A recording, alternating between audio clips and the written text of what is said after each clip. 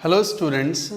देखो, nitrogen oxygen family चल रहा है ब्लॉक केमिस्ट्री में, और नाइट्रोजन के कंपाउंड्स हम पढ़ चुके हैं। अमोनिया, नाइट्रिक एसिड, दो सबसे इंपॉर्टेंट कंपाउंड्स थे, वी स्टडीड। नाइट्रोजन के नीचे कौन बैठा हुआ है? Phosphorus. So now we shall talk about the phosphorus, और खासकर फॉस्फोरस के एलोट्रोप्स इंपॉर्टेंट होते हैं। Allotropy is also important for phosphorus. 3 common allotropes होते हैं, उनके बारे में कई इंपॉर्टेंट बातें हैं, और सबसे इंपॉर्टेंट बात है उनकी थर्मोडायनेमिक स्टेबिलिटी, जो कि फिजिकल केमिस्ट्री में, थर्मोकेमिस्ट्री में क्वेश्चन भी पूछा जाता है। तो let us talk about phosphorus. तो फॉस्फोरस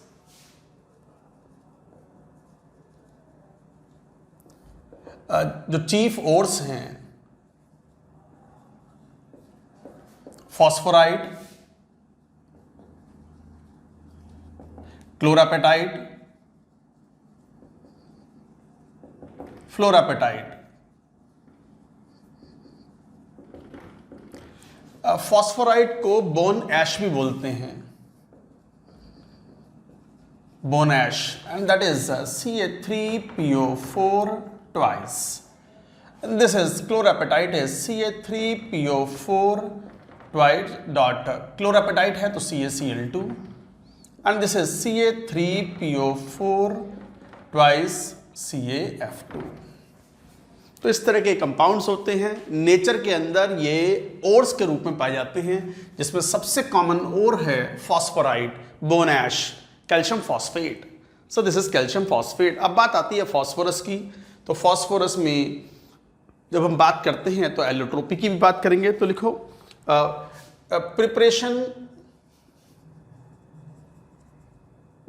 एंड एलोट्रोपी, सब एक साथ ही बात कर लेते हैं। Preparation and allotropy. तो क्या प्रिपरेशन? जैसे प्रिपरेशन व्हाइट फॉस्फोरस होता है, रेड फॉस्फोरस होता है, ब्लैक फॉस्फोरस होता है। 3 मेन फॉर्म होते हैं, जिसमें black is almost non reactive, inert nature का है, and white phosphorus is highly reactive. क्यों रिएक्टिव है ये भी बात करेंगे। पता होता है केमिकल बॉन्डिंग के बेसिस पे, because of the angle strain, internal bond angle is 60 degree, and bond strain बहुत ज्यादा होने की वजह से इट इज हाईली रिएक्टिव। कौन सा? White phosphorus. तो जरा प्रिपरेशन में देखें, जैसे कैल्शियम फॉस्फेट, ये कौन सा ओर? दिस इज फॉस्फोराइट ओर।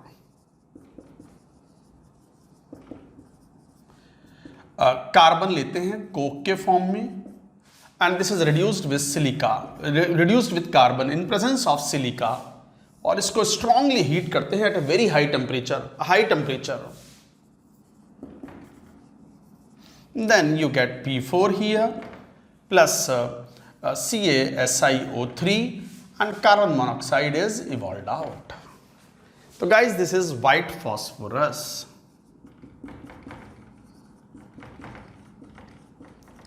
ये व्हाइट फॉस्फोरस है। व्हाइट फॉस्फोरस से हम रेड और ब्लैक फॉस्फोरस भी बना सकते हैं। कैसे बना सकते हैं? मान लो इस व्हाइट फॉस्फोरस को आप लगभग 473 केल्विन पर हीट करो at high pressure. High pressure पे हीट करोगे व्हाइट फॉस्फोरस को, तो it gives beta black phosphorus, which is orthorhombic structure.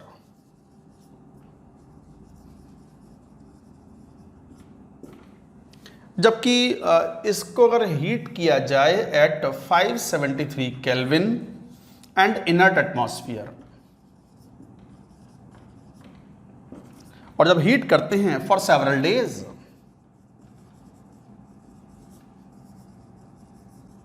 Then you get red phosphorus. और रेड फॉस्फोरस को अगर फर्दर हीट किया जाए 803 kelvin in seal tube, on heating this it converts into the alpha black phosphorus. Alpha black phosphorus. तो black phosphorus भी 2 form में होता है, orthorhombic and alpha black phosphorus. The crystalline structure is rhombohedral.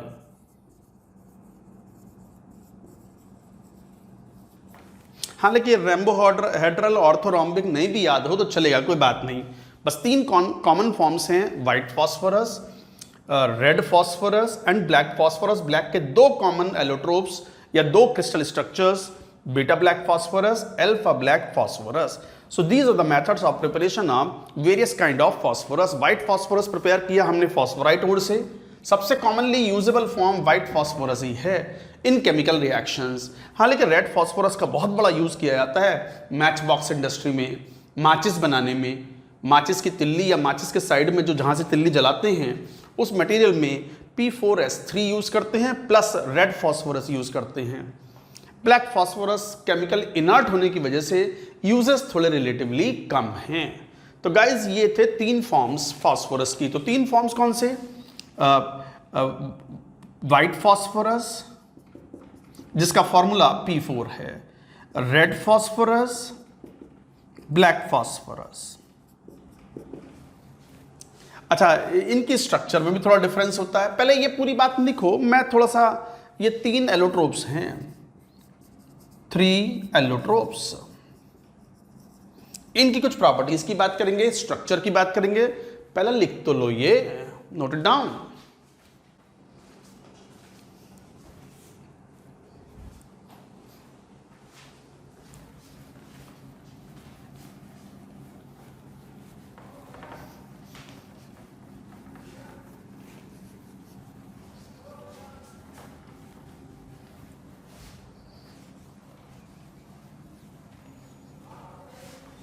जैसे white phosphorus,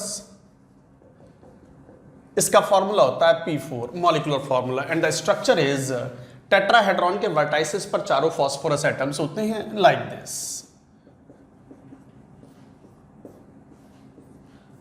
So this is white phosphorus and lone pairs are present, and this is sp3 hybridized and the bond angle is 60 degree. So because of the small bond angle strain is very high, that's why it is highly reactive. तो white phosphorus highly reactive, बाद में इस बात को कहेंगे, अभी तो हम स्ट्रक्चर की बात कर लें। Red phosphorus polymeric 3 coordinate structure. 3 coordinate का मतलब यह हो गया कि हर फॉस्फोरस 3 अलग फॉस्फोरस से कनेक्टेड है लाइक दिस, P, P, ये P,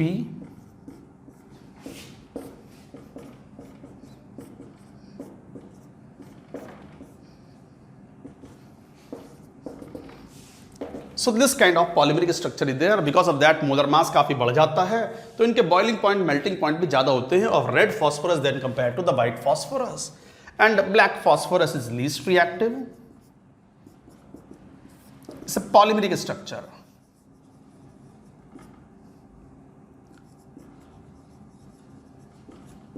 ग्रेफाइट जैसी स्ट्रक्चर होती है काफी कुछ इसकी, और ये स्ट्रक्चर इस तरीके से बनती चली जाती है।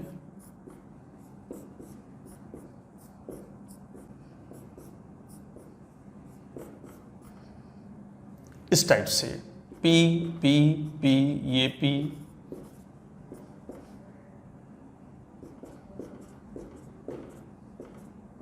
सब में फॉस्फोरस एटम्स हैं, highly polymerized, more polymerized, and like that structure will be there. And तो ये था polymeric structure of the black. तो प्रॉपर्टीज वाइज अगर देखें तो लीस्ट रिएक्टिव है ब्लैक फॉस्फोरस, मोस्ट रिएक्टिव है व्हाइट फॉस्फोरस। तो white is more than red, more than black, किसमें? Order of reactivity.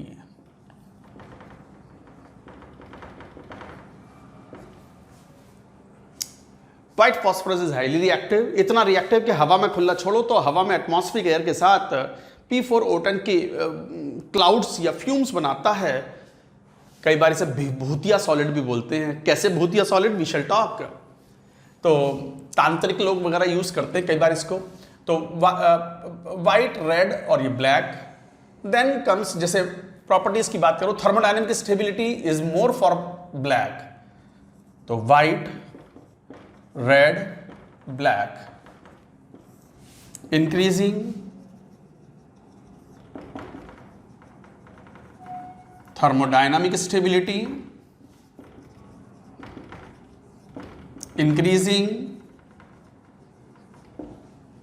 melting point and boiling point due to the polymerized structure। जितने ज़्यादा extent of polymerization होगा, molar mass बढ़ता चला जाएगा, that's why melting point and boiling point will be high. तो white का thermodynamic stability सबसे कम है, रेड और ब्लैक की थर्मोडायनेमिक स्टेबिलिटी रिलेटिवली ज़्यादा है। अच्छा, यहीं पे एक इंपॉर्टेंट पॉइंट भी, standard enthalpy of formation of P4 at 298 kelvin is taken 0। Reference में व्हाइट फॉस्फोरस लिया गया है जिसका standard enthalpy of formation at 298 kelvin is taken 0, जबकि इससे ज्यादा स्टेबल है रेड एंड ब्लैक नहीं लिए जाते because they are not easily reproducible form, आसानी से रिएक्शन नहीं करते, इसलिए इनको नहीं लेते। तो इसका मतलब ये हुआ कि रेड और ब्लैक का जो डेल्टा एच फॉर्मेशन है स्टैंडर्ड पी रेड और P black, that is negative. Negative है ये। Standard enthalpy of formation of the red phosphorus and black phosphorus is negative because they are more thermodynamically they are more stable than compared to the white phosphorus। और standard enthalpy of formation white phosphorus की जब 0 ले ली गई तो ये तो ज्यादा stable है ना रेड और ब्लैक। इनफैक्ट ब्लैक का मोर नेगेटिव होगा, रेड का लेस नेगेटिव होगा, और P4 का व्हाइट phosphorus का 0 है। P4 मतलब व्हाइट phosphorus। नोट करो ये कुछ एलोट्रोप्स थे, these are allotropes of phosphorus.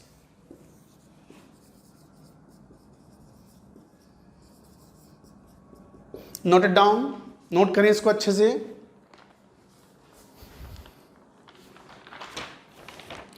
Now coming to properties, phosphorus की प्रॉपर्टीज में पहले व्हाइट फॉस्फोरस, क्योंकि वही सबसे इंपॉर्टेंट प्रॉपर्टी है, वही केमिकली रिएक्टिव होता है। रेड और ब्लैक फॉस्फोरस की रिएक्टिविटी काफी कम होती है, तो ये मैं हटा देता हूं, नोट करें।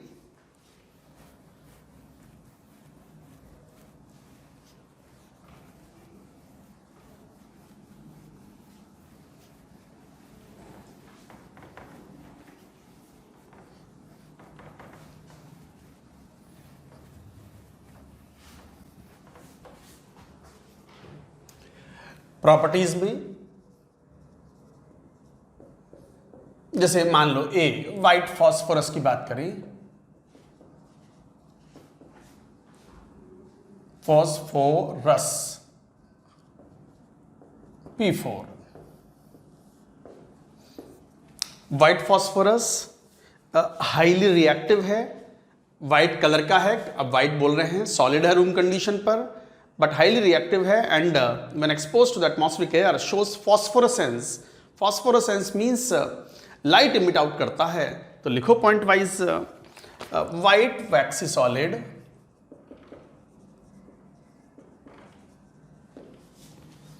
Garlic smell,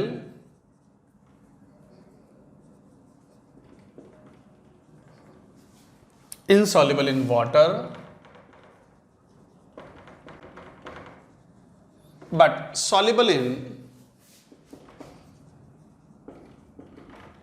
carbon disulfide, benzene, CHCl3, chloroform. Organic solvents में सॉल्युबल है बट पानी में इनसॉल्युबल है। Highly reactive,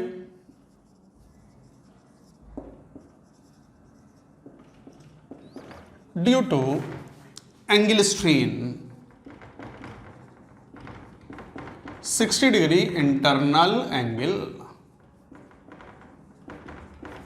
internal angle 60 degree का होने की वजह से एंगल स्ट्रेन होता है, रिपल्शन होता है इलेक्ट्रॉनिक क्लाउड में। अनस्टेबल कंपाउंड है, और अनस्टेबल कंपाउंड क्या होते हैं? रिएक्टिव नेचर के होते हैं। तो highly reactive due to angle strain, इतना रिएक्टिव है कि हवा में खुला छोड़ने पर it reacts with atmospheric oxygen and emits light. That is a property called phosphorescence. Shows phosphorescence, an example of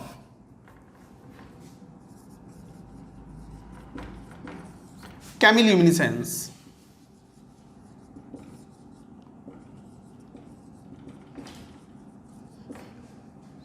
That is shows phosphorescence when that is emits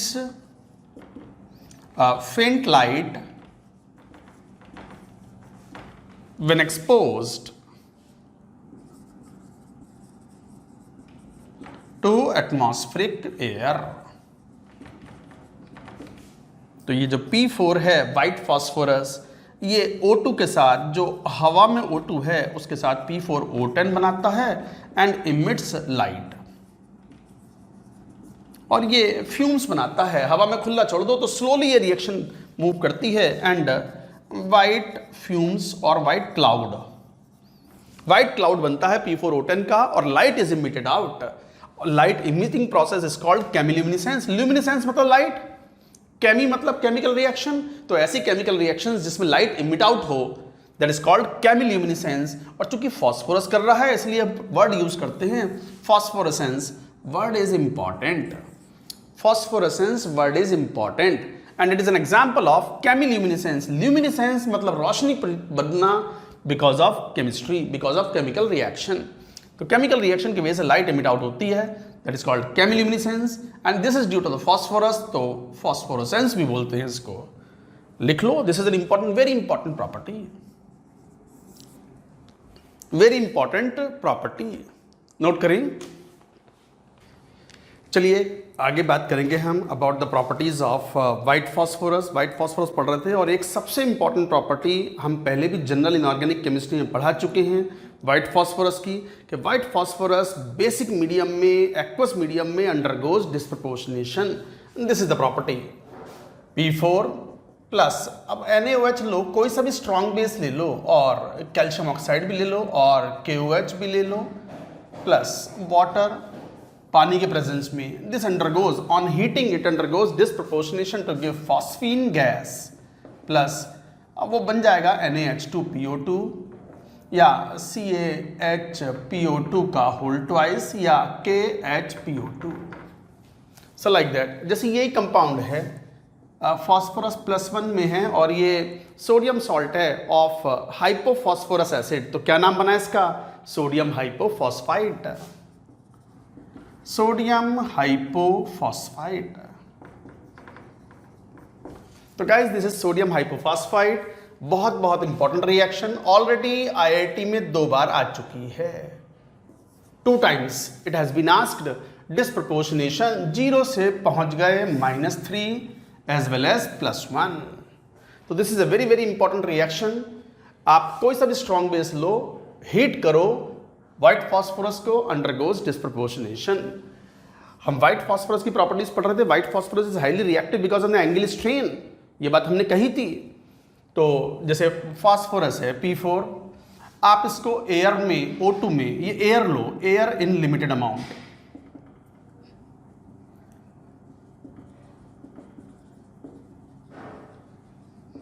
limited amount में लो तो you will get P4O6 plus P4O10, ये major product होगा।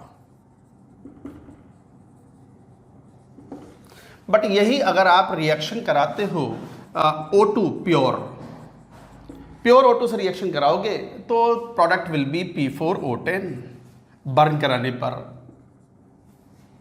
और यदि आप moist air से reaction कराओगे in excess, moist air से इन एक्सेस, तो मॉइस्ट एयर में एक तो मॉइस्चर है और एयर में O2 तो है ही, तो क्या बना होगा? P4O10 बना होगा। एक्सेस में ले रहे हैं तो P4O10 बनाना है। अच्छा एयर लिमिटेड अमाउंट में है, इसी में एक काम करो O2 एयर इन एक्सेस, ये बड़ी इंपॉर्टेंट रिएक्शन है, मैंने सारी एक साथ लिख दी यहां पर। Then the product is predominantly P4O10। ये तो सब आपको पता ही होता है कि जैसे सोडियम हुआ, फॉस्फोरस हुआ, कार्बन हुआ, ये रिएक्शन सबको पता होती है। बच्चों को 9वीं 10वीं क्लास से सीखना स्टार्ट कर देते हैं कि जैसे कार्बन है उसको बर्न करो हवा में, अगर ऑक्सीजन की कमी है तो carbon monoxide is a principal product, और यदि ऑक्सीजन की अधिकता है, एयर की अधिकता ली है आपने, एक्सेस लिया है ऑक्सीजन का, then the main product obtained is CO2 carbon dioxide. Same thing out here, phosphorus यदि लिमिटेड ऑक्सीजन के साथ रिएक्शन कर रहा है तो मेजर प्रोडक्ट इज P4O6। हाँ लेकिन थोड़ा बहुत P4O10 जरूर बनेगा, बट यदि O2 एक्सिस में ले लिया तो principal product will be P4O10। बहुत थोड़ी सी मात्रा में P4O6 हो सकता है क्योंकि P4O6 भी O2 के साथ कंबाइन होने के बाद इट फॉर्म्स P4O10। और यदि प्योर ऑक्सीजन लिया है, हीट किया है यहाँ पर, तो फिर प्रिंसिपल प्रोडक्ट इज P4O10। और यदि मॉइस्ट एयर ली है एक्सेस में तो P4O10 बना होगा plus moisture in air, depending upon amount POCl यहाँ पर बना देगा for phosphoric acid. orthophosphoric acid will be formed, H3PO4.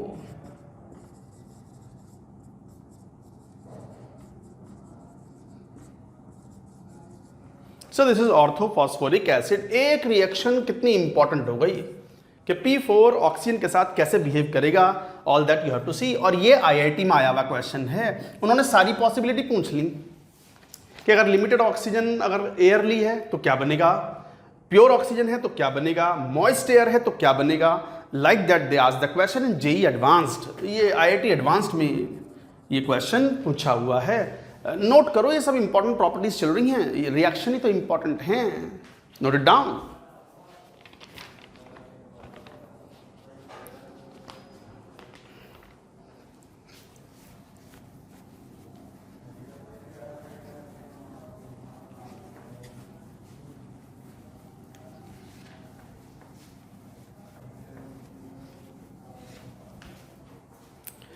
Next property is like phosphorus, मान लो कैल्शियम से रिएक्शन करता है तो Ca3P2 बनाता है, कैल्शियम फॉस्फाइड। और आपको पता है कैल्शियम फॉस्फाइड का अगर मान लो हाइड्रोलिसिस कराते हो, आप पानी से रिएक्शन कराते हो, तो पता है आपको कि फॉस्फाइड आयन एक बहुत स्ट्रॉन्ग बेस है, पढ़ा चुके हैं जनरल इनऑर्गेनिक केमिस्ट्री। मैं एक लेक्चर में 10 बार तो कम से कम जनरल इनऑर्गेनिक केमिस्ट्री बोल दूंगा, बोलना ही पड़ेगा मेरे को। और मैंने कहा भी है कि ब्लॉक केमिस्ट्री पढ़ने से पहले you should compulsorily study, read properly general inorganic chemistry. तो कैल्शियम फॉस्फाइड है, फॉस्फाइड आयन पानी से H+ खींच करके फॉस्फीन बना देगा और बाकी तो कैल्शियम हाइड्रोक्साइड बन जाएगा। सो this is also an important reaction. White phosphorus is reactive, chlorine अगर लिमिटेड अमाउंट में है तो प्रोडक्ट इज PCl3, और यदि Cl2 एक्सेस में लिया है तो PCl5। हालांकि PCl3 भी अगर Cl2 से रिएक्शन कराओ तो PCl5 ही बनाता है। So this is also common reaction, note करते चले जाएं रिएक्शंस को। Thereafter another important reaction is P4 SOCl2 के साथ रिएक्शन करता है, बनाता है PCl3 plus SO2 plus S2Cl2, sulphur monochloride.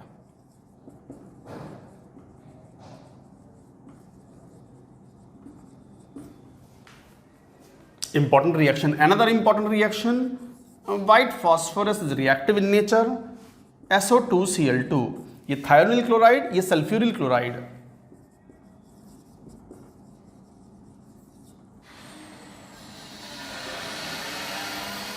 This is thionyl chloride,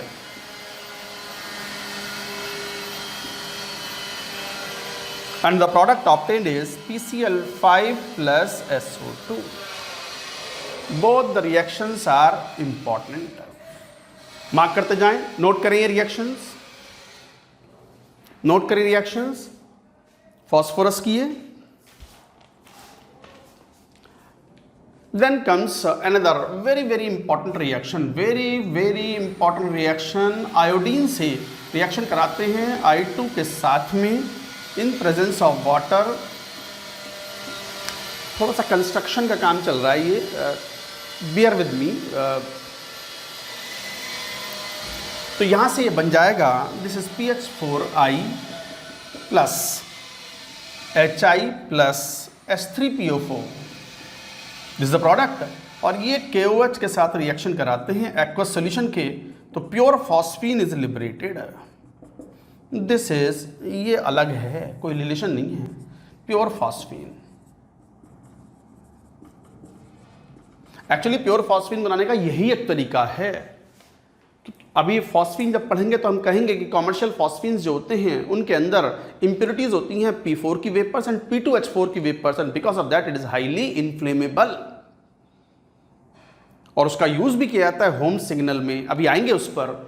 ये एक बहुत इंपॉर्टेंट रिएक्शन है for making the pure phosphine. IIT के लिए बहुत इंपॉर्टेंट कि फॉस्फोरिसिन को आयोडीन एक अच्छा ऑक्सीडाइजिंग एजेंट है और ये फॉस्फोरस एक रिड्यूसिंग एजेंट की तरह बिहेव करता है। PH4I बना, HI प्लस H3PO4, और इसमें KOH मिलाओगे तो फॉस्फीन के जो सॉल्ट्स होते हैं वो बेसिक मीडियम में दे गिव फॉस्फीन। ये तो पढ़ाया आपने एक general rule. Any ammonium salt on reaction with a strong base produce ammonia, any phosphonium salt on reaction with a strong base produce phosphine, pure phosphine is obtained from this method. हालांकि इसको हम अभी कहेंगे, जब phosphine की बात कहेंगे। तो ये नोट करो, these were the reactions of phosphorus, white phosphorus. सभी कुछ व्हाइट फॉस्फोरस के लिए था। नोट करिए इस पूरी बात को।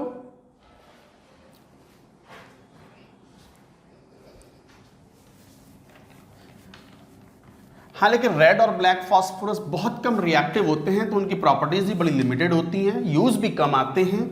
तो फिर भी हम कुछ वाइटल पॉइंट्स तो लिखेंगे about red and black phosphorus, allotropic forms of phosphorus. Red phosphorus, इसकी कोई ओडर नहीं होती, ओडरलेस होता है, पॉइजनस भी नहीं होता, odourless, non poisonous, insoluble in water, नहीं घुलता, एंड CH2, कार्बन डाइसल्फाइड में भी नहीं घुलता। This is the difference between the white phosphorus and red phosphorus. White phosphorus पानी में नहीं घुलता, पर कार्बन डाइसल्फाइड या क्लोरोफॉर्म में घुल जाता है, जबकि रेड फॉस्फोरस दोनों में ही नहीं घुलता। तो these are the properties like that you have to remember. Much less reactive,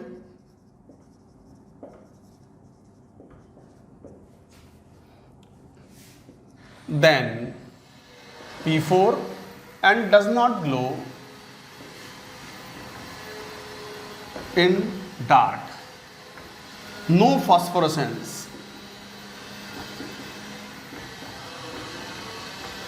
ये कोई फॉस्फोरेसेंस शो नहीं करता।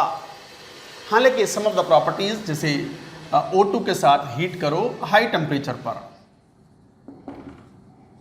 क्योंकि लेस रिएक्टिव है, बनाएगा वही P4O10। अगर एक्सेस में लिया है तो P4 नहीं दे रहा है, P रेड है, रेड फॉस्फोरस। तो रेड फॉस्फोरस O2 के साथ बर्न करेगा तो P4O10 बनाता है, बट टेम्परेचर हाई मेंटेन करना पड़ेगा। हालांकि रेड फॉस्फोरस कॉन्सेंट्रेट HNO3 के साथ रिएक्शन करता है और बनाता है H3PO4 plus NO2 vapours are evolved out.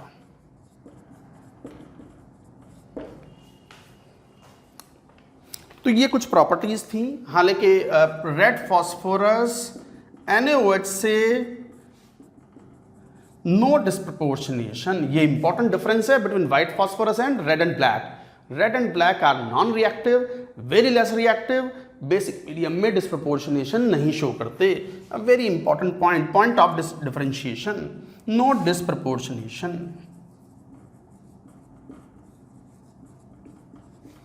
कोई डिस्प्रपोर्शनेशन नहीं होता।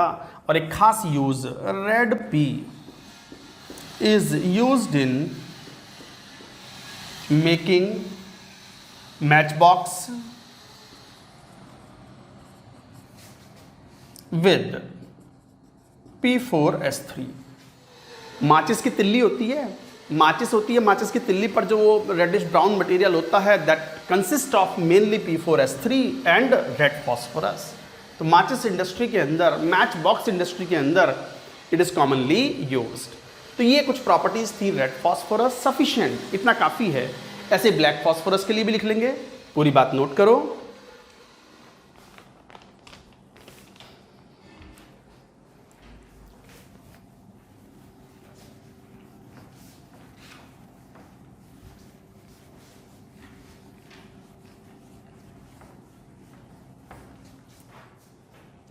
C, black phosphorus, least reactive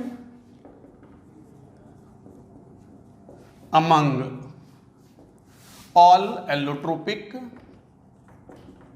forms of phosphorus, सबसे कम रिएक्टिव है, थर्मोडायनेमिकली मोस्ट स्टेबल है, वो हम कह चुके हैं पहले। Conductor of electricity,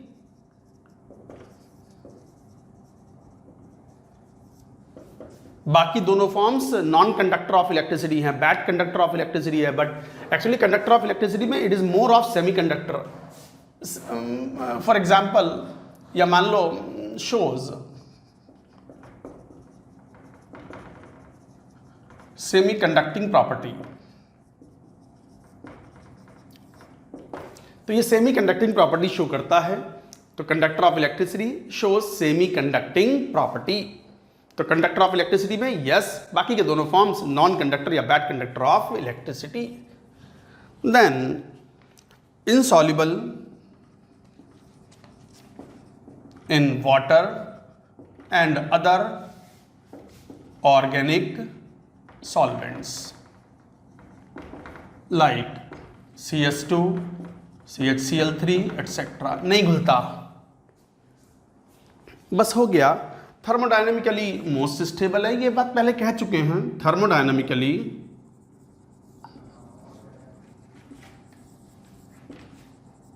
most stable allotrope. Marker change करते हैं।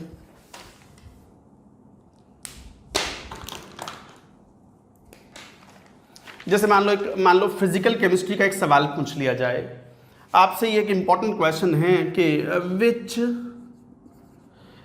Has positive delta HF not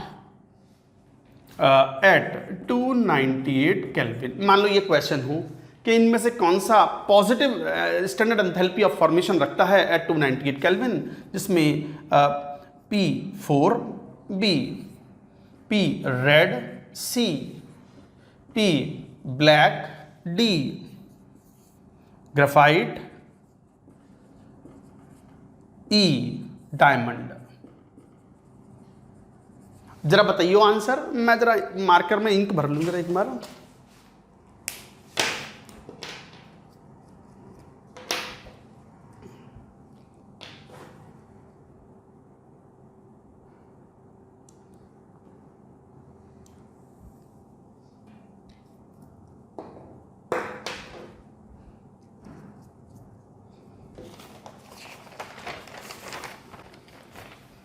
बताओ आंसर। ये फिजिकल केमिस्ट्री का एक अच्छा सवाल है, थर्मोकेमिस्ट्री का। तो which has the positive standard enthalpy of formation at 298 kelvin? White phosphorus नहीं, it is assigned 0। Red phosphorus thermodynamically more stable than white phosphorus, तो negative. Graphite is 0, diamond is the answer. Diamond is the answer. P4 के लिए P4 graphite, दोनों के लिए delta HF naught at 298 kelvin is 0, जबकि P red P black delta HF naught at 298 kelvin is negative. Positive केवल कौन सा? Diamond. तो डायमंड का standard enthalpy of formation is positive, thermodynamically less stable than graphite. It's a very good question, relate करो बात को। अच्छा, most negative standard enthalpy of formation किसका होगा? ब्लैक का। क्यों? 0 positive negative most negative. So like that you say note करिए पूरी बात। तो ये थे एलोट्रोप्स ऑफ फॉस्फोरस, फॉस्फोरस की properties. Now coming to very important compound, जैसे अमोनिया पढ़ा था ना, अमोनिया का बड़ा भाई कौन? फॉस्फीन। तो फॉस्फीन भैया पढ़ेंगे अब PH3, तो लिखो फॉस्फीन PH3।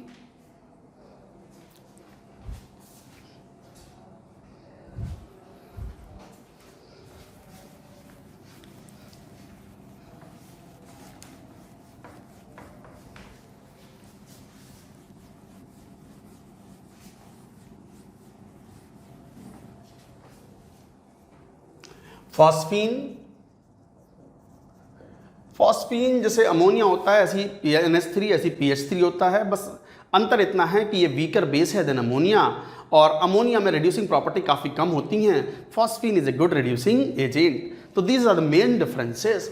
जैसे ammonia is highly soluble in water, but phosphine is very less soluble in water, sparingly soluble in water. तो फॉस्फीन पढ़ेंगे PH3। Preparation first, methods of preparation of phosphine, वही metal phosphide CA3P, aluminium phosphide, hydrolysis कराओगे। General inorganic chemistry में GIC में पढ़ाया हुआ है। Any metal phosphide on hydrolysis produce phosphine gas. Phosphine is produce plus calcium phosphide hydroxide और aluminium hydroxide is formed. दूसरा पता ही है कि व्हाइट फॉस्फोरस को अगर हम डिस्प्रपोर्शनेट कराते हैं बेसिक मीडियम में, phosphine is liberated plus NaH2PO2। These are very common methods. H3PO3 को हीट कर दो strongly, forms H3PO4 plus phosphine. ये भी बता चुके हैं जनरल इनऑर्गेनिक केमिस्ट्री में कि फॉस्फोरस और नाइट्रोजन के मिडिल ऑक्सीडेशन स्टेट के, इंटरमीडिएट ऑक्सीडेशन स्टेट्स के जो ऑक्सी एसिड्स होते हैं, हीट करने पर दे अंडरगो डिस्प्रपोर्शनेशन। बता तो मैं सब कुछ चुका, रिपीट हो रही हैं चीज़ें। अगर कोई जनरल इनऑर्गेनिक केमिस्ट्री के ही वो कुछ लिमिटेड लेक्चर्स ही पढ़ के चला जाए ना एग्जाम में, तो जेई मेन या जेई एडवांस्ड में 30-40% क्वेश्चन पूरी ब्लॉक केमिस्ट्री कराएगा, 50% तक क्वेश्चन सॉल्व हो जाएंगे। इतना इंपॉर्टेंट है वो। किसी के पार्ट टाइम मान लो 2 ही घंटे हो और पूरी ब्लॉक केमिस्ट्री करनी हो, पढ़ा ही ना हो कभी, जीआईसी पढ़ के निकल लियो, देखो फिर result, you will be able to solve questions. तो ये प्रिपरेशन मेथड्स हैं that you have to remember. जैसे PCl3, इसका रिडक्शन LiAlH4 और LiH, ये पावरफुल रिड्यूसिंग एजेंट्स हैं।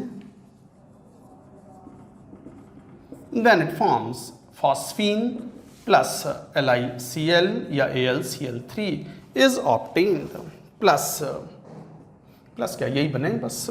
These are the methods.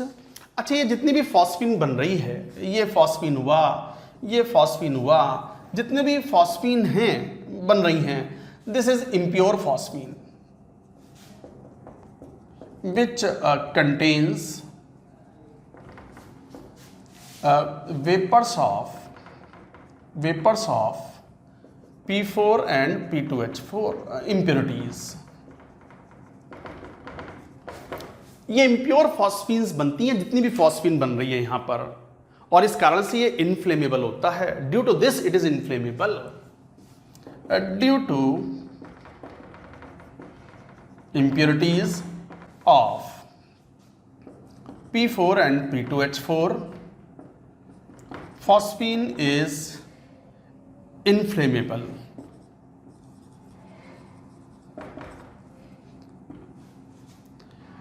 However,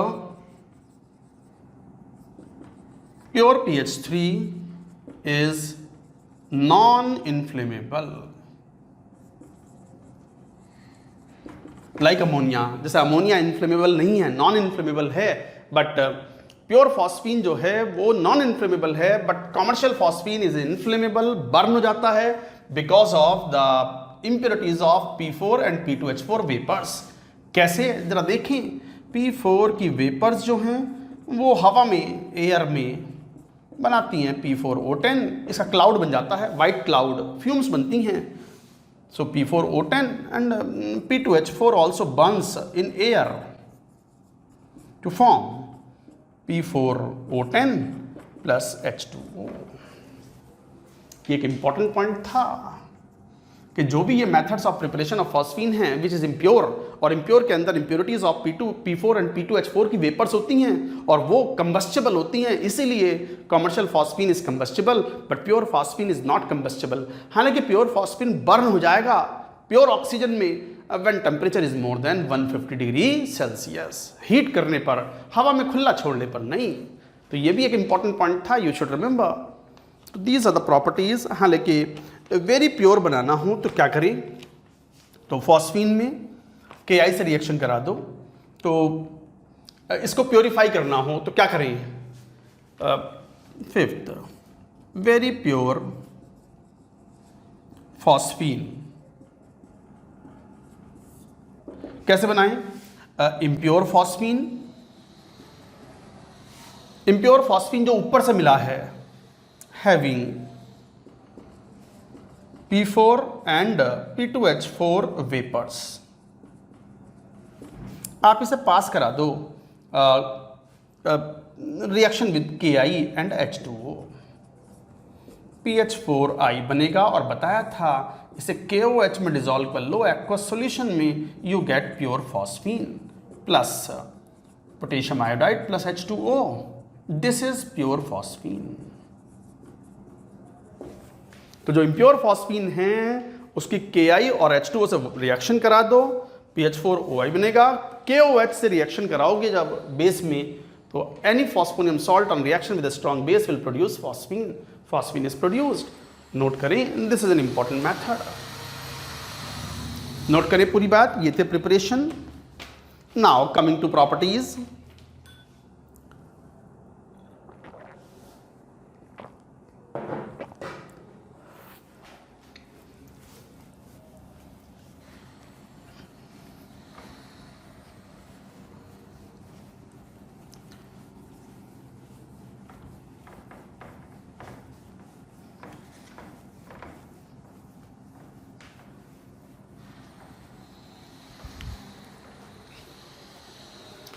properties of phosphine, जैसे ये पॉइजनस गैस होती है तो लिखेंगे इसको colourless gas, colourless, rotten fish smelling gas, poisonous gas, poisonous gas, slightly soluble in water, only slightly soluble in water। Ammonia नहीं, ammonia बहुत highly soluble है पानी के अंदर, हाईली पोलर नेचर होने की वजह से फॉस्फीन की पोलर नेचर काफ़ी कम होती है तो बहुत कम घुलता है पानी के अंदर, but soluble in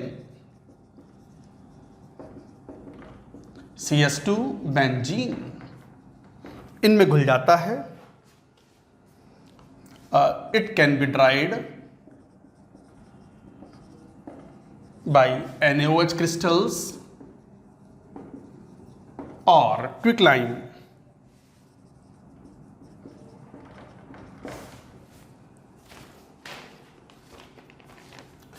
Third, this is an important property. Aqueous solution of phosphine decomposes in presence of sunlight। Aqueous solution of phosphine decomposes in sunlight. Sunlight में फॉस्फीन डिकम्पोज हो जाता है, उसका एक्वस सॉल्यूशन रेड फॉस्फोरस बनाता है plus hydrogen gas evolved out. So this is an important property, you should remember. Fourth, ये तो हम कह चुके हैं कि रूम कंडीशंस पर commercial phosphine is inflammable but pure phosphine is non inflammable. तो pure phosphine is non inflammable at room condition but burns at higher temperature. तो हायर टेम्परेचर में ये बर्न हो जाता है, तो PH3 बर्न होता है O2 के साथ, तो P4O10 प्लस, और temperature should be more than 150 degree Celsius. तो 150 डिग्री सेल्सियस के ऊपर ये बर्न हो जाता है, हवा में नहीं होता, plus H2O। But commercial phosphine जो होता है जिसके अंदर इंप्योरिटीज P4 और P2H4 की वेपर्स होती हैं, वो तो हवा में खुला ही बर्न हो जाता है, इनफ्लेमेबल है। तो pure phosphine is non inflammable, ये याद रखना, प्योर होना चाहिए तब। और यदि नॉर्मल फॉस्फीन है which always contain the impurities of the P4 and P2H4 तो वो बर्न होगा रूम कंडीशंस पर, बनाएगा P4O10। It is a strong reducing agent. कैसे? सिल्वर नाइट्रेट एक अच्छा ऑक्सीडाइजिंग एजेंट है, ये तो पढ़ा हुआ है आपने इलेक्ट्रोकेमिकल सीरीज में। हाइड्रोजन से जो नीचे वाले हैं दे आर ऑक्सीडाइजिंग एजेंट, और जो जितना नीचे होगा, जिसका SRP जितना ज़्यादा पॉजिटिव होगा, will act as a more powerful oxidising agent. तो Ag+ is good oxidising agent. Phosphine एक रिड्यूसिंग एजेंट है, रिएक्शन होती है तो सिल्वर का grey metallic PPT is obtained, grey metallic silver is obtained, plus you get HNO3 plus H3PO3 is obtained. This is also an important property. Note करो, अभी एक दो प्रॉपर्टीज और भी आएंगी फॉस्फीन की, और फॉस्फीन का सबसे बड़ा उपयोग आएगा जो कि जेई मेन में क्वेश्चन आया हुआ है, होम सिग्नल। क्या है वो होम सिग्नल, करेंगे बात।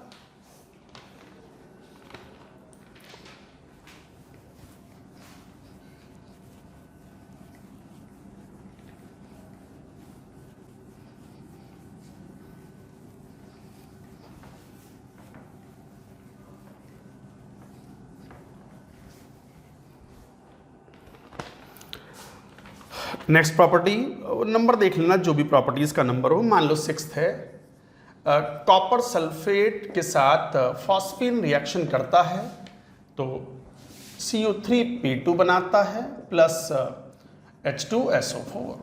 ऐसे ही HgSO4 के साथ रिएक्शन, फॉस्फीन रिएक्ट करता है, Hg3P2 plus H2SO4 is formed. So this kind of reaction, या HgCl2 भी ले सकते हो, तो HCl will be formed.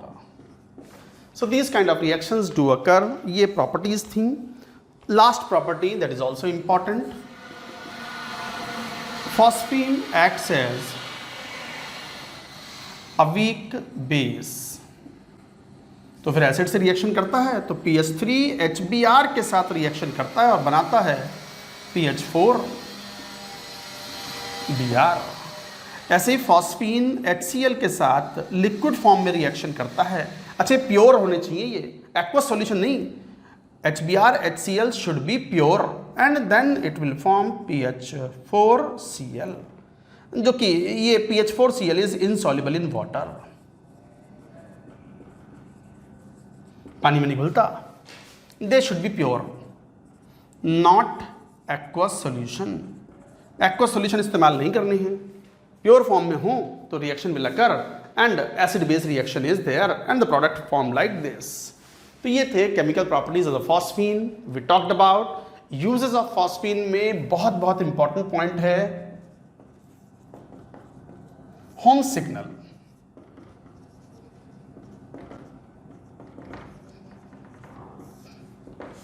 Home signal क्या करते हैं कि कंटेनर्स लेते हैं, ड्रम्स लेते हैं, ड्रम और कंटेनर हैविंग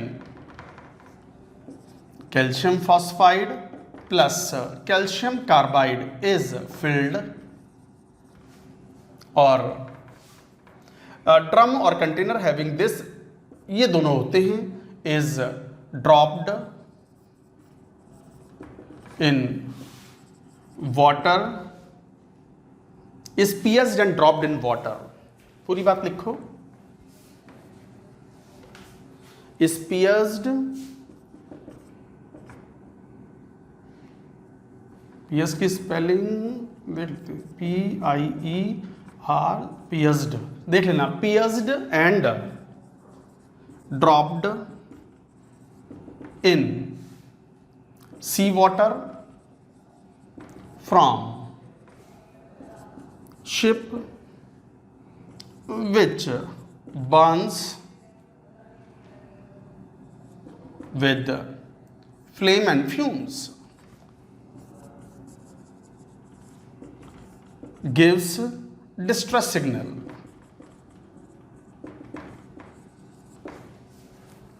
लिखो, करते क्या है होम सिग्नल में, जो शिप्स होते हैं ना, पानी के जहाज, शिप्स होते हैं, कई बार जा रहे हो तो इंजन फेल हो गया, कुछ हो गया, अटैक हो गया, पायरेट्स ने अटैक कर दिया, तो फिर आसपास में कोई हेल्प मिल जाए उसके लिए सिग्नल तो भेजना पड़ेगा। आवाज़ थोड़ी लगाएंगे बचा लो, ऐसे थोड़ी, कौन सुनने वाला है। तो ऐसे में होम सिग्नल का इस्तेमाल पहले किया जाता था।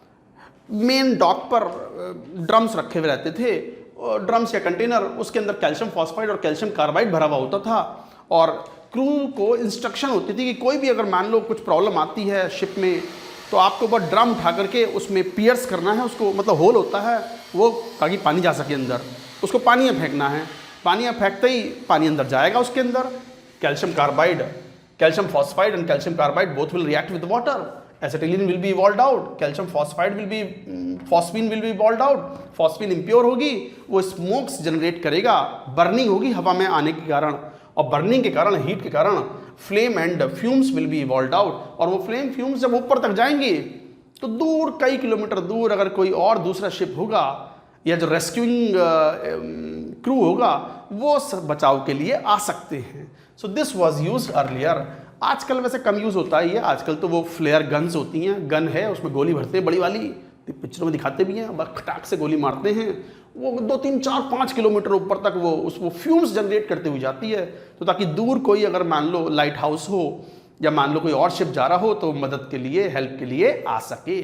सो this is the purpose of the home signal.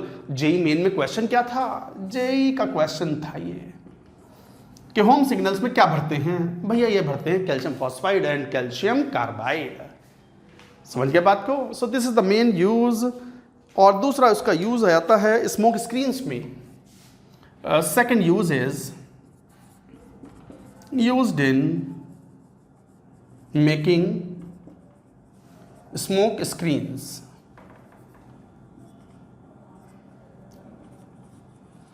Smoke screens क्या करते हैं, कैल्शियम फॉस्फाइड लेते हैं Ca3P2 और उसका हाइड्रोलिसिस कराते हैं तो फॉस्फीन बना, प्लस साथ में P4 और P2H4 की वेपर्स बनेंगी प्लस कैल्शियम हाइड्रोक्साइड, और ये हवा में एयर में बर्न होगा, P4O10 की फ्यूम्स बनेंगी, तो ये वाइट क्लाउड बन जाता है, वाइट क्लाउड और वाइट फ्यूम्स। तो ये वाइट क्लाउड और वाइट फ्यूम्स जो है वो एक स्मोक स्क्रीन का काम। स्मोक स्क्रीन समझते हो, जैसे वो पिक्चर देखी होगी ना बॉर्डर, सन्नी देओल पाजी वाली,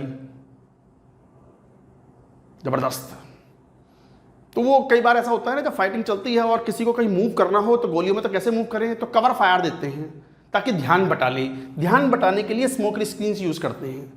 स्मोक स्क्रीन में क्या किया जाता है, कैल्शियम फॉस्फाइड और मॉइस्चर, ये पानी का जो है वो स्प्रे किया जाता है जिससे फॉस्फीन गैस लिबरेट होती है, और फॉस्फीन में ये वेपर्स होती हैं, और ये वेपर्स हवाई कांटेक्ट में आते ही ये वाइट क्लाउड, पूरा का पूरा वाइट क्लाउड हो जाता है और दुश्मन को पता नहीं चल पाता, अरे क्या हुआ, ये एकदम हटा हटा हटा क्या हुआ। इतने में ही वो सोल्जर जो है वो जहाँ पहुँचना होता है वहाँ से भाग करके दूसरी जगह पहुँच जाता है। स्मोक स्क्रीन्स का मतलब एक काइंड ऑफ कैमोफ्लेज, मतलब दूसरे को बेवकूफ़ बना करके और हेजी एटमॉस्फेयर क्रिएट करके एक जगह से दूसरी जगह जाना। So that is called smoke screens.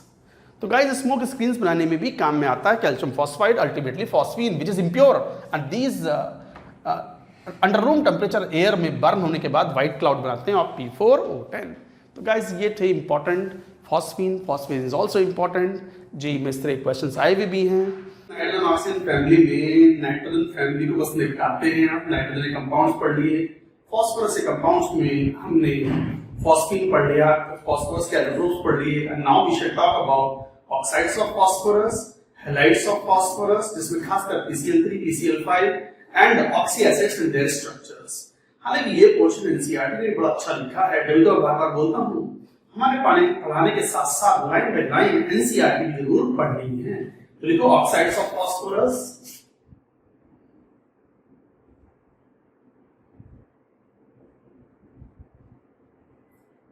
+3 और +5 ऑक्सीडेशन स्टेट के दो ऑक्साइड बनते हैं, P4O6, P2O3 भी बोलते हैं, बाकी डाइमर के फॉर्म में एग्जिस्ट करता है, साइक्लिक स्ट्रक्चर होती है। P4O6 में क्या प्रिपरेशन है, certain reactions are important, जैसे फर्स्ट प्रिपरेशन में लिखते जाएंगे P4 की ऑक्सीजन से रिएक्शन कराते हैं air in limited amount. Dry air ले लो, dry air in limited amount, और इसको जब हीट करते हैं तो you get P4O6 plus P4O10 major product के रूप में P4O6 is formed. So this is the reaction of a small amount में बनता है। What are the properties?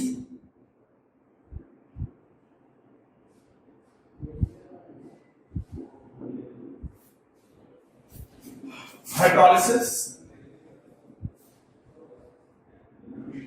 ये रिएक्शन इंपॉर्टेंट है। P4O6 प्लस 3 ऑक्सीडेशन स्टेट में है। अगर वाटर से रिएक्शन करेगा तो रूम टेम्परेचर पर,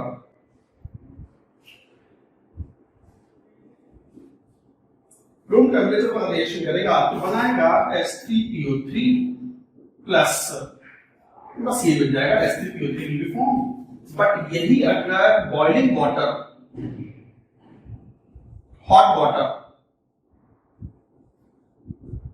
हीट कर दिया इसको, तो आपको तो पता है अगर S3PO3 बना भी होगा तो S3PO3 undergoes disproportionation on heating and the product obtained would be S3PO4 plus phosphine gas will be liberated. So this is an important reaction.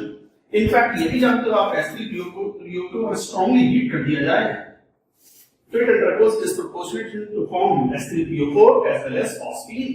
Note करें reactions. So this is an important reaction, hydrolysis of P4O6. Then comes P4O6 react with oxygen, obviously excess of air आसानी से convert हो जाएगा P4O10 में। Another property Cl2 के साथ reaction, this is again important, P4O6 plus 3 में है, आसानी से ऑक्सीडाइज हो सकता है भाई, good oxidising agent like Cl2 which is an oxidizing agent here। तो क्लोरीन से रिएक्शन कराते हैं तो बनाता है PoCl3 plus PO2Cl। So these are the compounds formed। इसको 4 ले लें तो यहां पर ये 2 ये 2। So this is also an important reaction। बस यही कंपाउंड थे, यही प्रॉपर्टीज थी, नोट करें। तो ये था ऑक्साइड्स ऑफ फास्फोरस। अभी लेंगे कौन, P4O6B। यही देते हैं P4O6, P4O10, P2O5 भी बोलते हैं इसको, फास्फोरस पेंटॉक्साइड, उसका डाइमर का फॉर्म है ये। Structure is quite important.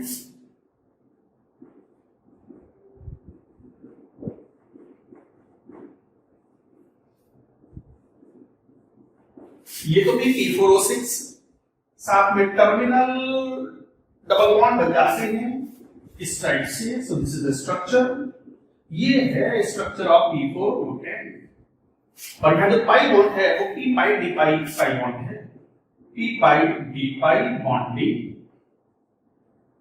P orbital oxygen offer करता है और फास्फोरस ऑफर करता है D orbitals, and the P pi D pi bonding होती है इसे बैक बॉन्ड भी कई बार बोलते हैं। तो ये P4O10 है। Now what is the preparation, एक बार पूरी बात नोट करो, then we shall write.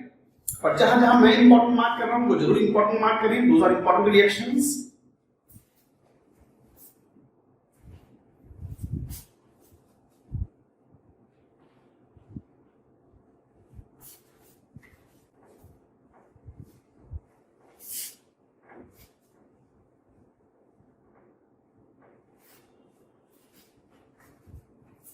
Now preparation,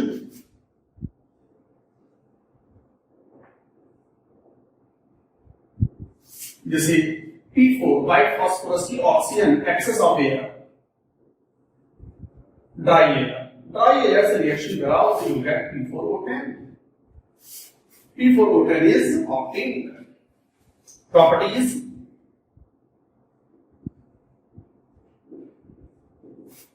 properties में P4O10 reacts with water। First it forms H3O3 और वाटर मिला दो, H4P2O7 और वाटर मिला दो तो it forms H3PO4 orthophosphoric acid.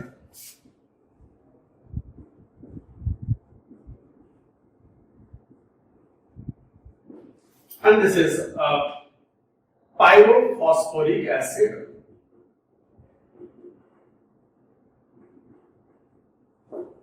तो P4O10 स्टेप वाइज वाटर के साथ रिएक्शन करता है। हाँ लेकिन लार्ज अमाउंट मिला दो डायरेक्टली कन्वर्ट हो जाएगा, एक्सेस में ले लो। Excess amount of water if added into the P4O10 directly converts to S3PO4। वही तो बना है, यही तो था प्रोडक्ट। तो इस तरीके से आपकी बात कहते हो, नोट करेंगे। अच्छा, दूसरी प्रॉपर्टी बहुत important, second, P4O10 is a quick and very strong dehydrating substance।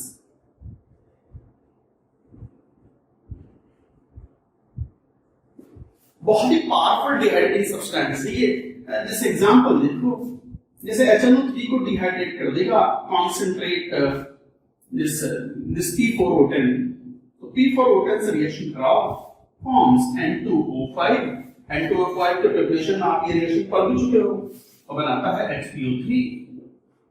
Similarly H2SO4 P4O10 के साथ रिएक्शन करके बनाता है SO3 plus HPO3। So like that these products are formed। अच्छा ध्यान देखना, H2SO4 अपने आप में बड़ा फेमस डिहाइड्रेटिंग सब्सटेंस है। जनरल इनऑर्गेनिक केमिस्ट्री में ये बात कहती है कि H2SO4 एक पावरफुल डिहाइड्रेटिंग सब्सटेंस है। उसको अगर P4O10 से रिएक्शन कराओ तो P4O10 इसका भी पानी पी जाएगा, खींच लिया वाटर इसमें से, और SO3 बनाता है। शिकारी का शिकार हो गया यहाँ, बहुत बड़ा डिहाइड्रेटिंग सब्सटेंस बना फिरता था ना ये, कौन? H2SO4। आप सामने कौन पड़ गया? P4O10, उड़ा दिया P4O10 ने। P4O10 ने इसमें से भी पानी खींच लिया। ये खुद शिकारी था, दूसरे का शिकार करता है, ये पानी खींचता है उसमें से, इसका खुद ही पानी खींच लिया गया by P4O10 and it forms SO3 and HPO3 is formed। So such a powerful, extremely powerful dehydrant। तो याद रखने वाली बात है, this is a very important property you should remember। In fact, it is a method of preparation of N2O5 and SO3 also from H2SO4। Note करो पूरी बात, some more reactions will take।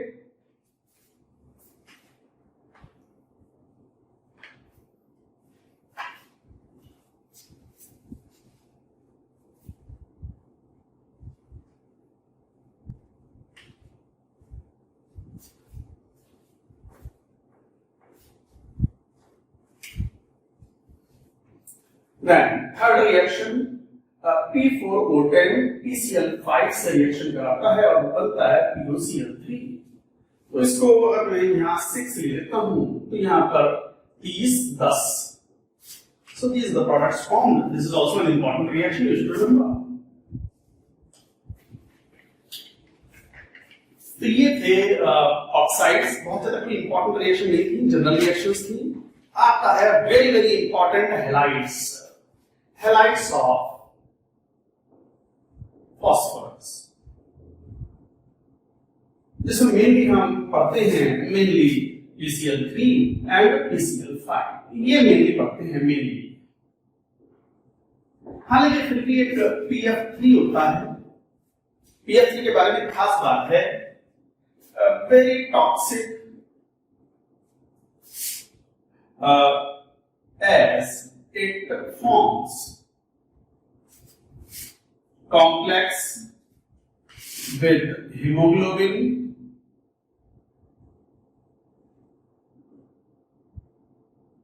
in blood like carbon monoxide. आप carbon monoxide की property पढ़ोगे और कई बार students को पता भी होता है ये बात कि कार्बन मोनोऑक्साइड जो है बहुत ही पॉइजनस होता है, बहुत ही टॉक्सिक है। टॉक्सिक की जगह पॉइजनस लिखो।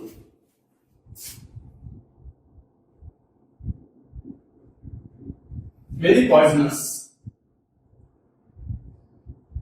as it forms complex with the hemoglobin in blood like carbon monoxide। तो कई बार कार्बन मोनोऑक्साइड जैसे कोयले की अंगीठी जला करके कई बार रात को सर्दियों में लोग सो जाते हैं, गांव में अक्सर ऐसा होता है, उनको नॉलेज नहीं होती कई बार, and this becomes a reason for the death of the entire family sleeping in the room.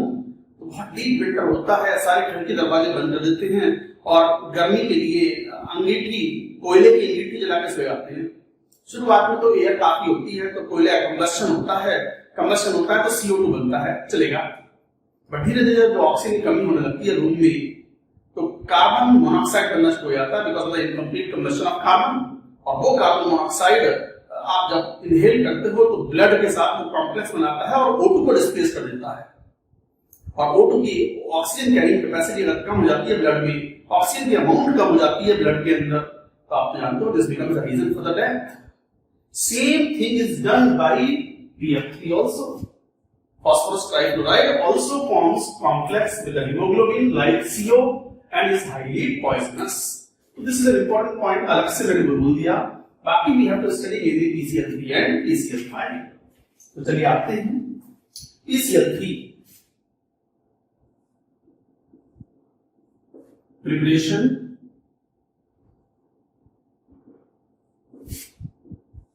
First white phosphorus की क्लोरीन से रिएक्शन कराओ ड्राई क्लोरीन इन लिमिटेड अमाउंट,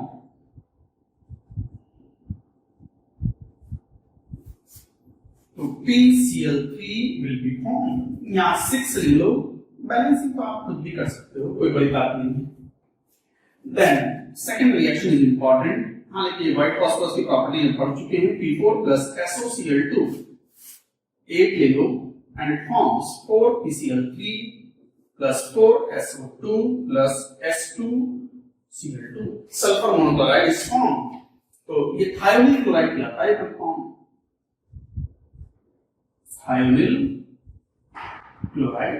तो व्हाइट फास्फोरस को थायोनिल क्लोराइड से रिएक्शन कराते हैं तो it forms PCl3। This is an important reaction, पहले आ चुकी है व्हाइट फास्फोरस की प्रॉपर्टी में। Now coming to the properties.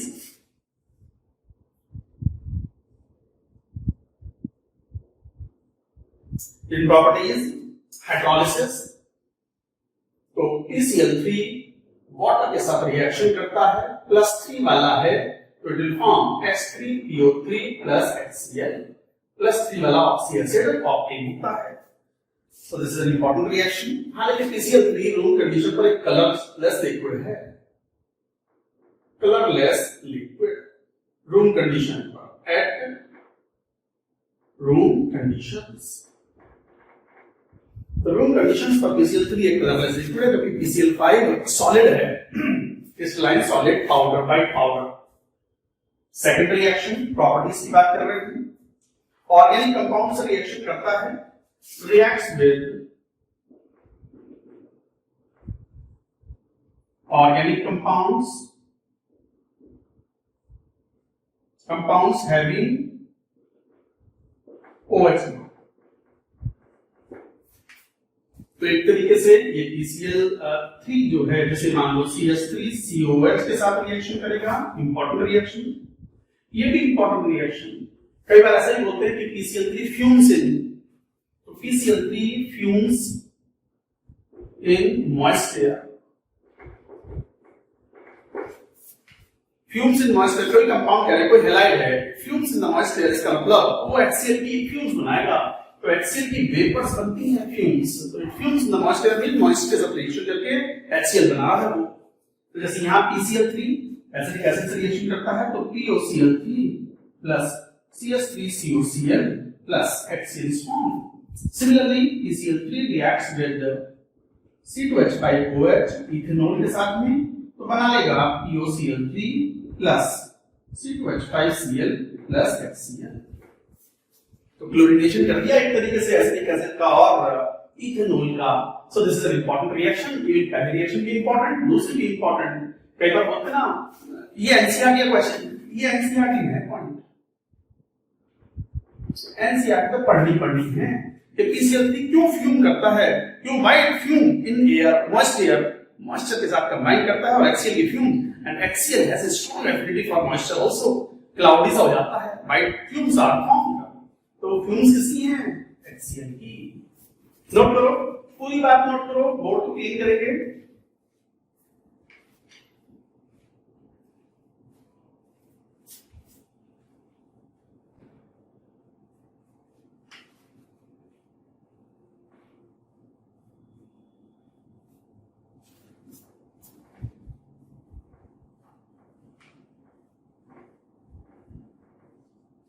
Now reducing property, third, as reducing agent। अब ध्यान दो, PCl3 में फॉस्फोरस +3 ऑक्सीडेशन स्टेट में है, तो इंटरमीडिएट ऑक्सीडेशन स्टेट है, can act as reducing agent. तो PCl3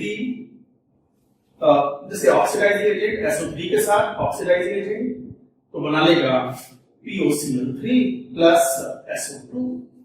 जैसे PCl3 रिएक्शन with H2SO4 सब ऑक्सीडाइजिंग एजेंट के रूप में वर्क करेंगे, तो POCl3 प्लस ये बना लेगा H3PO4 plus SO2 plus HCl।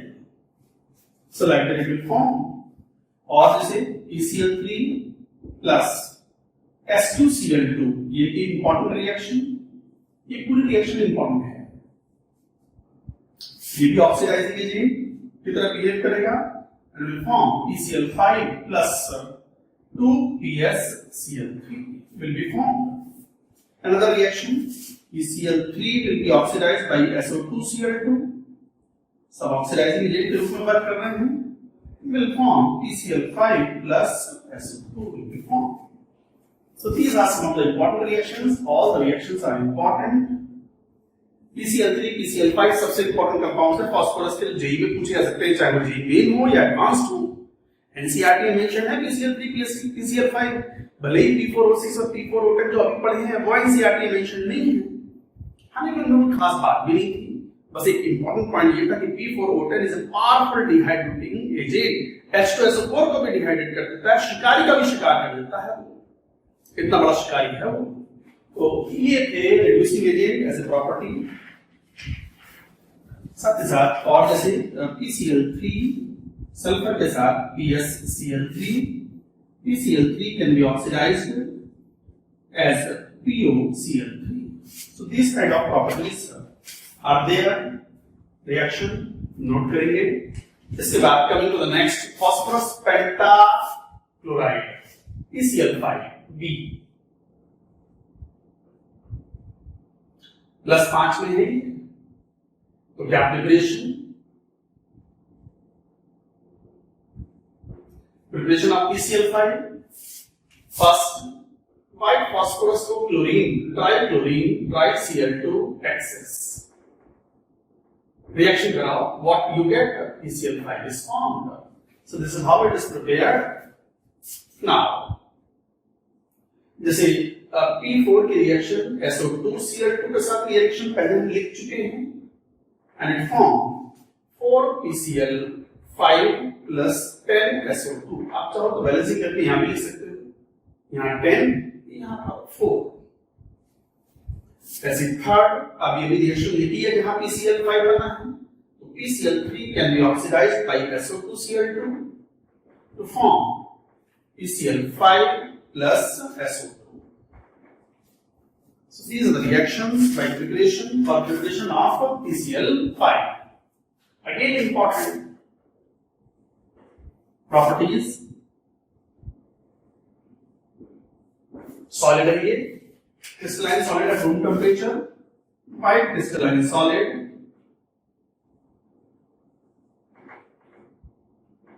powder के फॉर्म में होता है at room temperature.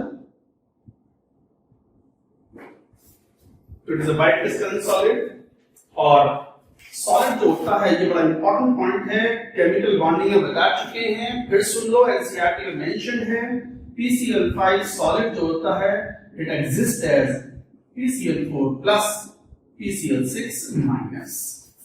आयनिक होता है, ionic nature in solid, but gases form में क्या है, ये कोवेलेंट। नोट करो प्रॉपर्टीज, इसके बाद और प्रॉपर्टीज लेंगे, note it down.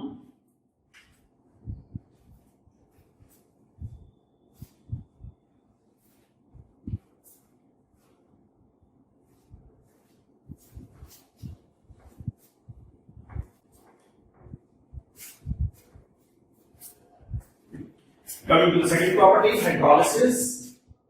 PCl5 water से रिएक्शन करता है, अगर मान लो मॉइस्चर लिया है, moisture in little amount, तो white fumes बनेगी, कहते हैं ना, it fumes in air, it is because of PoCl3 plus 2HCl. It fumes, but PCl5 excess of water से रिएक्शन करा दो, तो क्या बना लेगा, H3PO4 plus HCl. Not only that, इसमें भी पानी मिला दो large amount में, यही बनना है सर, यही बनना है। So like that reactions do occur. So H3PO4 plus HCl is formed. Third, PCl5 heat करते हैं तो डिकम्पोज हो जाता है PCl3 plus Cl2 में। Next reaction, PCl5 जो भी ऑर्गेनिक कंपाउंड होते हैं जैसे कार्बोक्सिलिक एसिड और इथेनॉल, उनके साथ रिएक्शन करके बनाता है, जैसे मान लो CH3COOH, this is important again, it forms POCl3 plus CH3COCl, this is formed plus HCl. ऐसे ही PCl5 की रिएक्शन C2H5OH के साथ रिएक्शन बनाएगा POCl3 plus C2H5Cl plus HCl। ये बिल्कुल सिमिलर टाइप के रिएक्शंस हैं।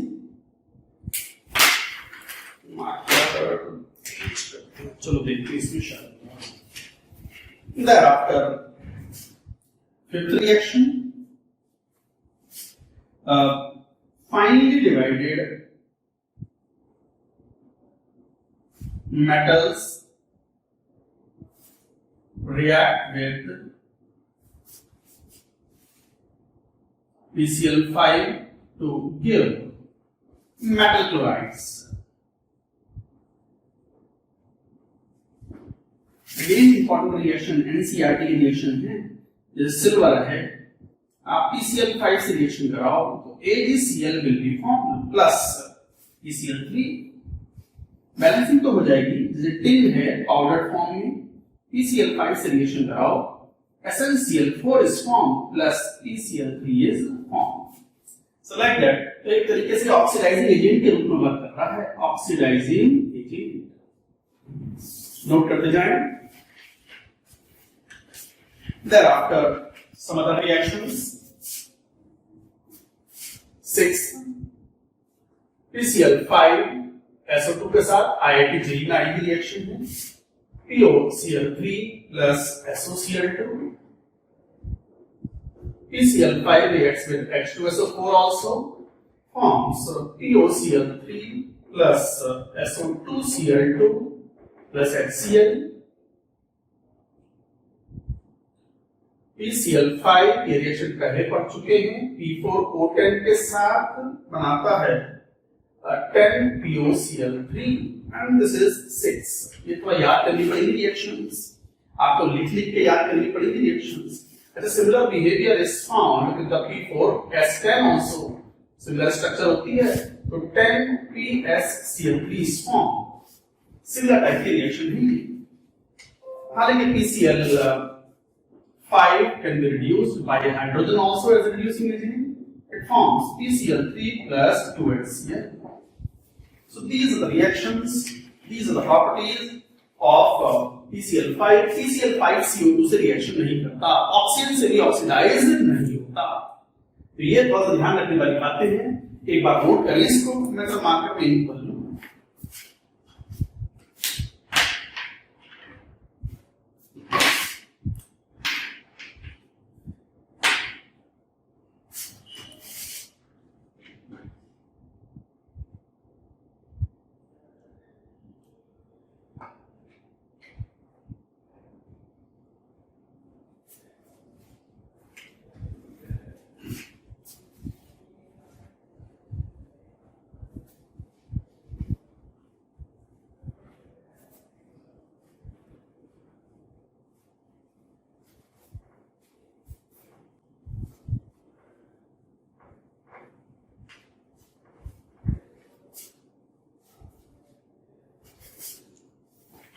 Now, coming to the oxyacids of phosphorus.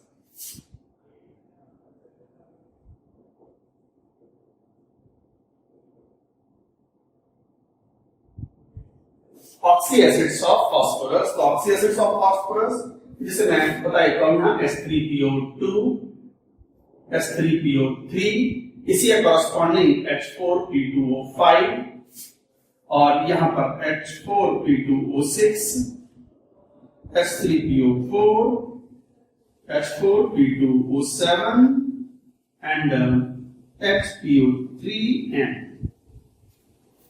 These are the list, ये टेबल एनसीईआरटी में बहुत बढ़िया से ईयर्स पे क्वेश्चंस आते हैं, एडवांस में भी आते हैं क्वेश्चन। डिट्टो ये +1 ऑक्सीडेशन स्टेट वाला, +3 उसी का पायरो, +3 दिस इज +4, बड़ा स्पेशल टाइप का नाम भी लिखेंगे, this is +5, this is +5, this is +5। ये है hypophosphorous acid, this is phosphorus acid, and this is pyrophosphorus acid, this is hypophosphoric acid। तो hypophosphoric acid ये वाला, ये थोड़ा अलग है। ये तीनों +5 वाले हैं, इनके नाम फिर बाद में देख लेंगे, लिखवा चुके हैं वैसे। और ये वाला है pyrophosphorous acid, this is pyrophosphoric acid. अब यहां पर बात आती है कि ये बनेंगे कैसे। H3PO2, ये तो पता है आपको, व्हाइट फास्फोरस को NaOH में डिसॉल्व कर दो, एक्वस सॉल्यूशन प्लस वाटर, तो आपको पता है NaH2PO2 बनता है प्लस ऑक्सीजन गैस। और NaH2PO2 में आयन एक्सचेंज करवा दो, मतलब Na प्लस हटा करके H+ चिपकाया जा सकता है, एसिड से रिएक्शन कराए, क्रिस्टलाइज करवाओ, तो you will get H3PO2, you will get. Similarly this H3PO3 है, how you will get H3PO3? H3PO3 can be obtained by P2O3 का हाइड्रोलिसिस करवा दो, you get H3PO3 is obtained।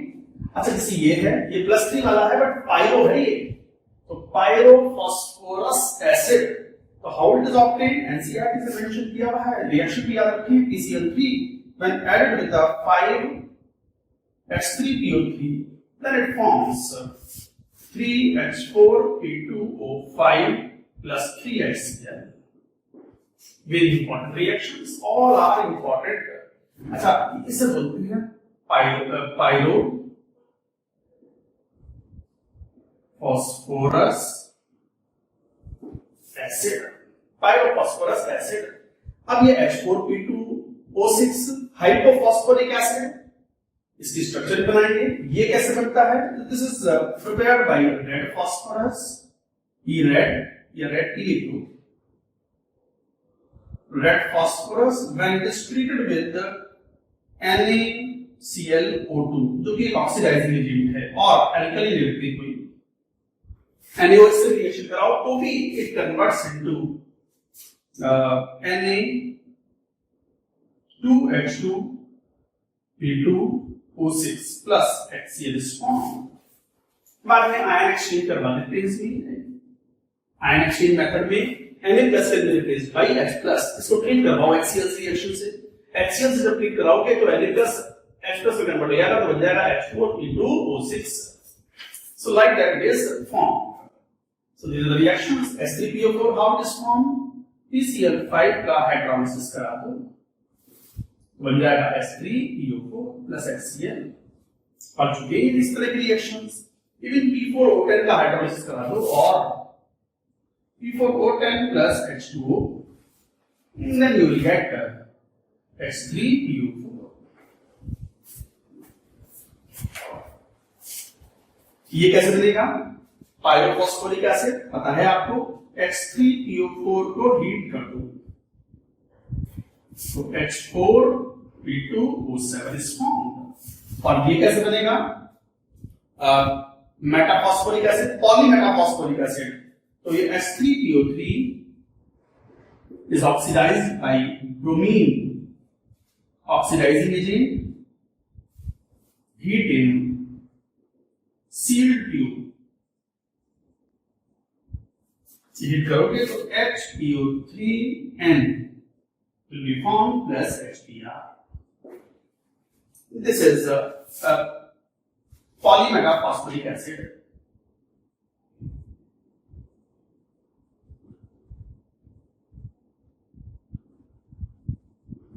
पॉलीमेटाफॉस्फोरिक acid, पूरी बात नोट करो, ये सब इंपॉर्टेंट है। ये एनसीईआरटी से लिया गया है पूरा, मैंने कहीं और से नहीं लिया है, ये एनसीईआरटी से है। Everything is important in Main as well as Advanced from NCERT. मगा रट लो, मत कर लो, याद करोगे कैसे याद होगा सर? ना होते कोई लास्ट थोड़ी है, लिख करके याद करो और फिर डीप की शीट सॉल्व करो, जो मटेरियल दिया है वो सॉल्व करो, और एनसीईआरटी के जो पीछे टेक्स्ट क्वेश्चन होते हैं उन्हें सॉल्व करो। You will have the feel, ये तो बार बार पढ़ोगे ना। और यही कंपाउंड्स ऐसे हैं, यही रिएक्शंस ऐसी हैं, 1 मिनट के अंदर 2 क्वेश्चन सॉल्व हो सकते हैं। इन्होंने लिखने में याद हो गया ना, तो फिर तो 67 क्वेश्चन सॉल्व होते हैं, मैथ्स में ना हो पाते हैं, फिजिक्स में ना हो पाते हैं, इवन फिजिकल केमिस्ट्री में नहीं हो पाते। ये एनसीईआरटी से लिया गया है, इसको मार्क अप कर लो। This is all very important. Note करेंगे कुछ और इंपॉर्टेंट पॉइंट्स लेंगे about the structures also.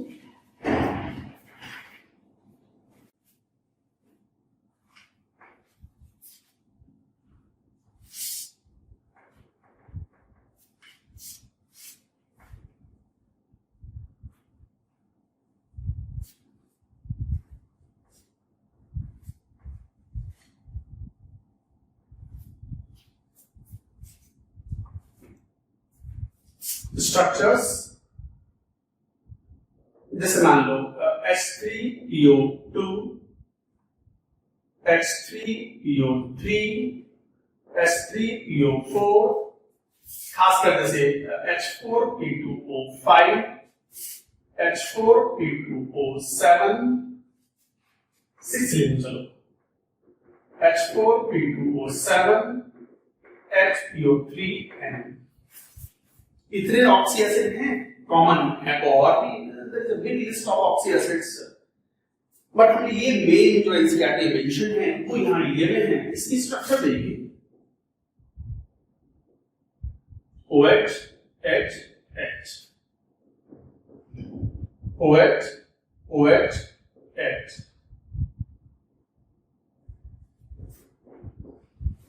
OH ये OH OH,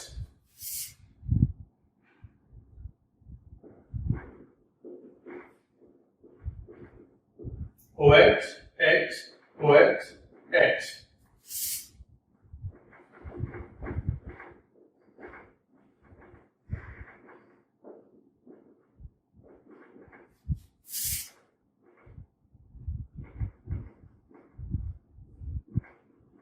यहाँ OH OH ये OH OH, और इसकी स्ट्रक्चर कुछ ऐसी होगी।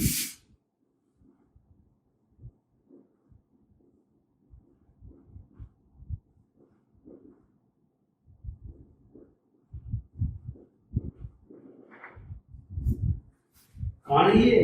HPO3N, polymetaphosphoric acid. These are the structures. एक खास बात है स्ट्रक्चर्स में, जरा इन हाइड्रोजन को देखो, ये बड़ी खास बात है इन हाइड्रोजन में।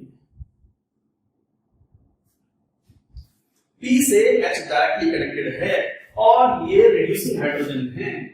मैंने पहले ही बताया बात जनरल इनऑर्गेनिक केमिस्ट्री में, अगर हाइड्रोजन पर कभी अगर जीरो चार्ज है या पार्शियल नेगेटिव चार्ज है तो बस तैयार बैठा है, फड़फड़ा रहा है कि बस कैसे भी करके, मतलब it will act as reducing agent. वो बहुत अच्छा रिड्यूसिंग एजेंट हो जाता है, जैसे hydrogen is reducing agent, hydrides are reducing agent. H पर अगर पॉजिटिव चार्ज आएगा तो वो रिड्यूसिंग बनना बंद करेगा, वरना H तो रिड्यूसिंग एजेंट है। तो ये रिड्यूसिंग हाइड्रोजन कहलाते हैं। जबकि ये वाला हाइड्रोजन एसिडिक हाइड्रोजन है, ये एसिडिक हाइड्रोजन और ये रिड्यूसिंग हाइड्रोजन। अच्छा, यही कारण है कि H3PO4 phosphoric acid, orthophosphoric acid, इसमें कोई रिड्यूसिंग एबिलिटी नहीं होती, क्योंकि ये दोनों अच्छे रिड्यूसिंग एजेंट्स हैं। तो ये दोनों रिड्यूसिंग एजेंट्स हैं।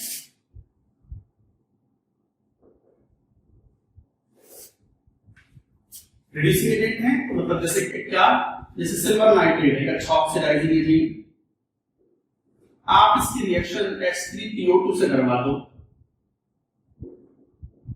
तो इट विल फॉर्म सिल्वर का grey metallic PPT plus H3PO4 is formed plus HNO3 is formed. So this is the reaction. समझ रहे बात को? तो ये एक रिड्यूसिंग एजेंट है, well known because of the presence of 2 reducing hydrogen atoms पर मॉलिक्यूल। और भी 2 पॉइंट्स लेंगे, जरा ये नोट करो पूरी बात, ये स्ट्रक्चर्स हैं। अच्छा, इसमें एक खास बात है, direct PP bond is present. This is hypo phosphoric acid having PP bond, directly PP bond है, इसमें ये जेईई क्वेश्चन आ सकता है, एनसीईआरटी में मेंशन किया हुआ है। अच्छा, फास्फोरस की एक खास बात है, फास्फोरस जितने भी कंपाउंड बनाता है ऑक्सी एसिड पे, तो कोऑर्डिनेशन नंबर उसका 4 ही होता है, कोऑर्डिनेशन नंबर होता है स्टेरिक नंबर 4।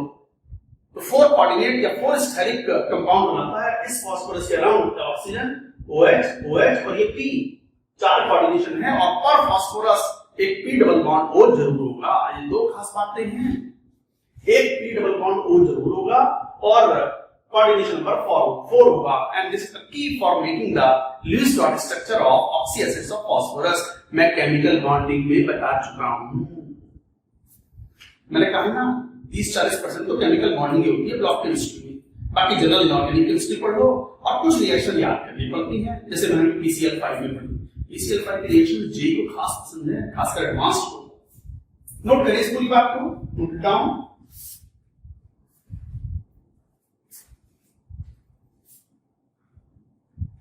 तो रिड्यूसिंग हाइड्रोजन का एक कॉन्सेप्ट याद रखें, H3PO2 और H3PO3 both act as reducing agent, but H3PO4 में कोई reducing या even oxidizing abilities भी नहीं। साथ में ये भी ध्यान रखें कि H3PO2 हीट करने पर डिस्प्रोपोर्शनेट हो जाता है तो form H3PO3 plus phosphine is liberated. मान लो टेंपरेचर T1 डिग्री सेल्सियस है, इसको और हीट करते हैं T2 डिग्री सेल्सियस पर तो कन्वर्ट हो जाता है H3PO4 plus phosphine is liberated. Obviously और हीट करना पड़ रहा है तो T2 is greater than T1 temperature. So these are all disproportionation. क्या कोई नई बात बताई मैंने? ना सर ना, कुछ नया बताया आपने। All we studied in general inorganic chemistry GIC। तो डिस्प्रोपोर्शनेशन रिएक्शन गाइस, ये थी इंपॉर्टेंट बातें about the oxy acids. I think we have talked about. NCERT एक बार जरूर पढ़ना है, सब पढ़ने के बाद में क्वेश्चन सॉल्व करेंगे। That's it for now.